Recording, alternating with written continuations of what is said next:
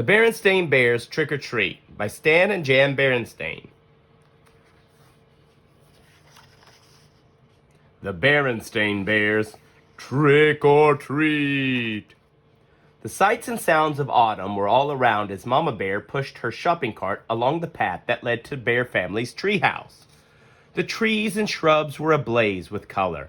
Farmer Ben's pumpkin stood bright orange in the October sun. The crows called noisily as they searched the stubble for bits of corn. Wild geese in great V formation honked high in the sky as they flew south. But the surest sign of the season was inside the treehouse, hiding behind Papa Bear's easy chair. It was Brother Bear waiting to try out his Halloween costume on Mama. It wasn't Halloween yet, but Brother and Sister couldn't wait to try on their new costumes. Sister was going to be a beautiful ballerina. "Well, what do you think?" she asked, taking the third position. "Shh," said Brother. "Mama's coming." Brother had chosen to be a spooky monster on Halloween. He had bought the spookiest monster mask he could find, and Mama made the rest of the costume. "Boo!" he shouted as Mama came in with the groceries. "Help! A monster!" she cried, pretending to be frightened. "It's only me, Mama," he said, showing his face. "So it is," said Mama. "Well, that just goes to show that appearances can be deceiving." "Appearances can be deceiving? What's that mean?" asked Sister.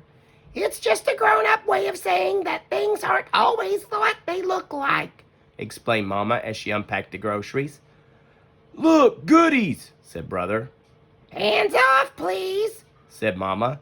"Those are for trick-or-treaters who come to our house tomorrow night." Brother and Sister were excited about Halloween, and a little nervous too. This was the first year they would be going trick-or-treating without a grown-up along to supervise. "I'm not so sure I like the idea of them going by themselves," said Papa, as he carved the pumpkin he got from Farmer Ben. "It's pretty spooky out there," he added, making a scary face at the cubs. "Arr." "Now, Papa," said Mama, "if Brother and Sister want to accept the challenge of going out on their own, I think we should encourage them. But remember," she continued, turning to the cubs, "there'll be strict rules. You'll stay in your own neighborhood, and you won't eat any of the treats until you're back home." "Besides," said Brother, "we won't be really by ourselves. We made a trick-or-treat date with Cousin Freddie, Lizzie Bruin, and Queenie McBear." "There," said Papa, putting the finishing touches on the jack-o'-lantern. Then he lit a candle inside it and turned out all the lights. It was pretty scary. The next day, Brother and Sister began planning the trick-or-treat route that they'd follow that night. Brother got a pencil and paper and made a map of the neighborhood. That way, he explained, they wouldn't miss anybody. "Let's see now," he said. "We'll stop at our houses first. Ours, Freddie's, Lizzie's, and Queenie's. Then we'll do Farmer Ben's and our sitters, Miss Grizzle." "Miss Grizzle for sure," agreed Sister. "She usually makes special Halloween cookies." "And Teacher Jane, she gives out good stuff. How about Dr. Grizzly?" asked Brother. "She's into health snacks." "I think so, just to be polite," said Sis. "Gramps and Gran, of course." "Of course." "I'll tell you one place we are going to miss," said Brother, folding his map. "What place is that?" asked Sister. "That one," he answered, pointing out the window at the home of old Ms. McGrizz. It was a spooky, twisted old treehouse in the thicket of the end of Crooked Lane. "We're definitely not going there," he added with a shiver. "Why ever not?" asked Mama, who was listening. "Why not?" said the cubs. "Because she's a witch. That's why not." "What utter nonsense," protested Mama. "True, Miss McGrizz is old and bent and rather forbidding looking, but I can assure you she's a perfectly nice person." But the cubs didn't believe her, not for a minute. They knew better. Everybody knew better. No doubt about it, Ms. McGrizz was a witch for sure. Just after dark, a pirate, a skeleton, and the wicked queen from Snow White came for Brother and Sister. They were Freddie, Lizzie, and Queenie, of course, and together they ventured out into the darkness with their trick-or-treat bags. Before they could get started collecting Halloween goodies, they were joined by some worrisome company.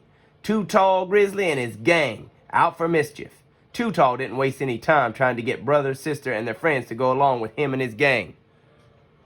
Come on, we'll show you goody-goodies how to have some real Halloween fun, he said, pulling brother along with him. What sort of fun? Asked brother wearily.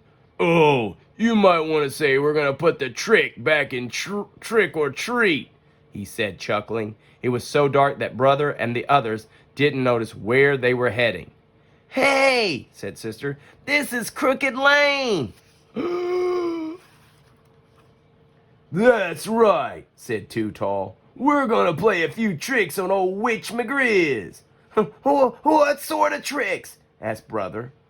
Her gnarled, twisted old treehouse loomed ahead. First, whispered Too Tall, taking a roll of toilet paper from his jacket, we'll decorate her house with a little of this. Then maybe we'll tie a few knots in her clotheslines. Then smear some honey on her broomstick so she'll stick to it when she tries to fly. But before Too Tall and his gang could start their mischief, the front door opened and a bright yellow light stabbed the darkness. And there in the doorway stood the frightening figure of old Miss McGrizz.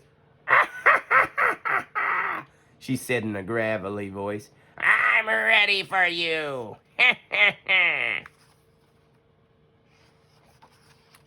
She then led the terrified cubs into a cozy living room.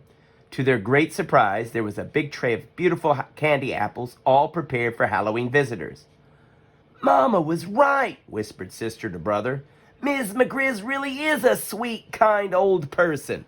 The cubs thanked her for the beautiful apples and went about the rest of their trick-or-treat business.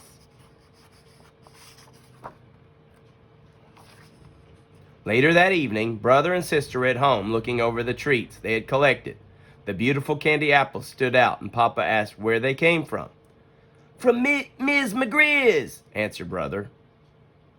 From that scary-looking old grouch puss that lives down Crooked Lane? Said Papa. That's right, said brother, taking a delicious bite of his candy apple. You must really try to remember, Papa, said sister, giving her apple a little lick. Appearances can be quite deceiving. The end.